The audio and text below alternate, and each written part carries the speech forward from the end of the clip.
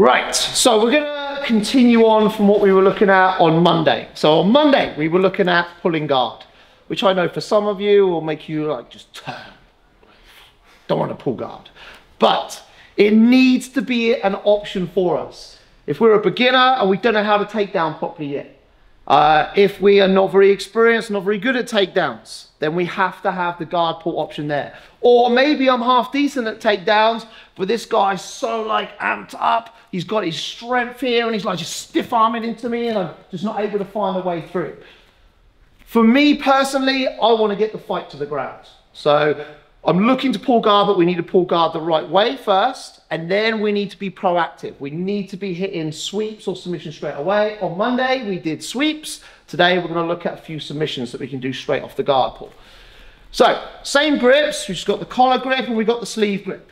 The guard pull, I'm going to put my foot up on the same side as I've got the sleeve grip, my toes to the outside. I'm going to drop my ear down to the side. So immediately I've got this leg away from him being able to immediately pass. If he does grab hold of this leg, then I'm going to need to release that. So I come off of the collar, I grab the sleeve, and I'm going to pull, and I'm going to break the grip off.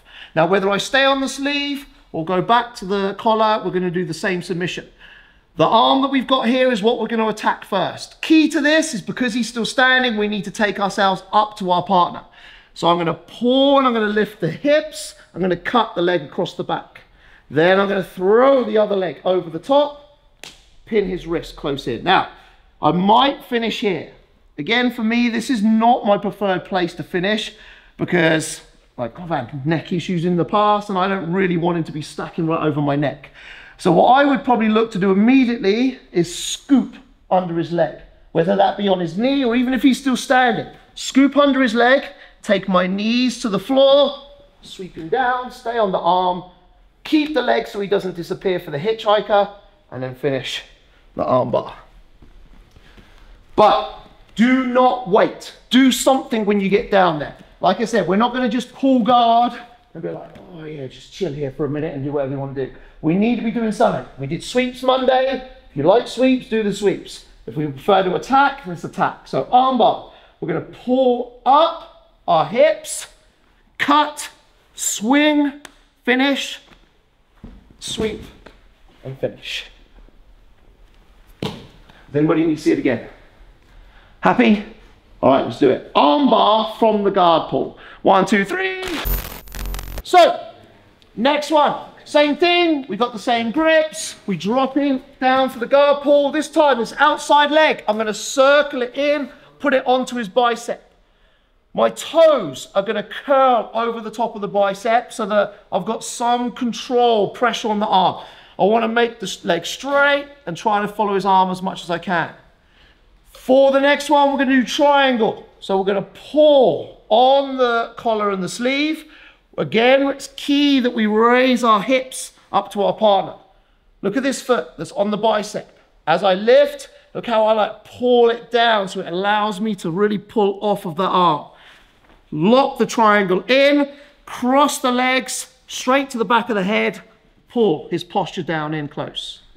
If the arm isn't already across, we need to pull the arm across, control the posture, grab the shin, change your angle, lock in, twist and finish. We can also go back to the arm bar if we want here. Other submissions we might hit. If he's resisting the triangle, we can pull the arm to the outside for an Americana. We've got wrist lock that we can hit. If he pulls the arm to the outside, I like to switch. So I really isolate that shoulder, lift, pull the arm across for this Kimura. Sometimes what will happen here is he'll panic and straighten his arm, and I'll get that across. And I can switch back, or he puts his arm to the outside, cross behind, kick up for the TP choke at the end. So what I would suggest is if you're a little bit more of a beginner, let's just focus on shooting the triangle, finishing the triangle. Those guys who are a bit more advanced, just have a little play with the different options that we have available. So just the triangle, we drop down, pull the guard, circle the foot in, pull on the collar and sleeve, lift the hips up, shoot, shoot, pull him in nice and close. Grab the shin, Change the angle, lock, little turn of the foot, squeeze, and finish. All right, let's shoot the triangle from that guard pull. 1, 2, 3. For the last one is better if we're gonna go straight for it, if we don't allow him to have a grip on the collar. You know the armbar that we did here. So if we pull guard, we go for the armbar here, and he rips his arm out, then this is where we would go like omoplata, here. But if we want to go for omoplata right from the start, it's better if we don't let him get this grip. So when he either gets the grip or he doesn't get the grip, we need to strip this off, keep that grip away now, make the collar grip, and then I'm gonna make my guard pull. So I'm gonna drop down into the guard pull here. So still gonna bring this foot in, still gonna curl the toes, and with this arm, I'm gonna keep his arm out wide as I lift my hips and I drive my knee down into my partner's shoulder. Just as I see him, oh, got the toe trapped in the gi there. Just as I see him collapsing, swing the leg in front. Move your hips out, sit yourself up. Key to the control of this is the pressure of the leg here.